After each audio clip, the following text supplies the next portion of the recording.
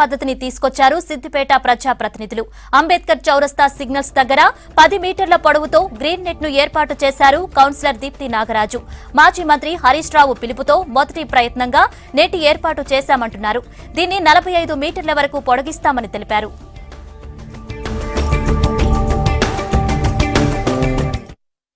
సిద్దిపేటలో హరీష్ అన్న ఏది ఆలోచించినా ముందస్తుగా ఆలోచించి ప్రజలకు ఇలాంటి ఇబ్బంది కాకుండా చూడమే చేస్తుంటారు. అందులో భాగంగా ఎండాకాలం దృష్ట్యా మొన్న కౌన్సిల్ మీటింగ్ ఏర్పాటు చేసి చెట్లను కాపాడంలో కానీ చలివేంద్రాలు కానీ ప్రజలకు చల్లదాన్ని చేయాలని చెప్పి మా కౌన్సిల్ అందరికీ పిలుపుడియడం జరిగింది.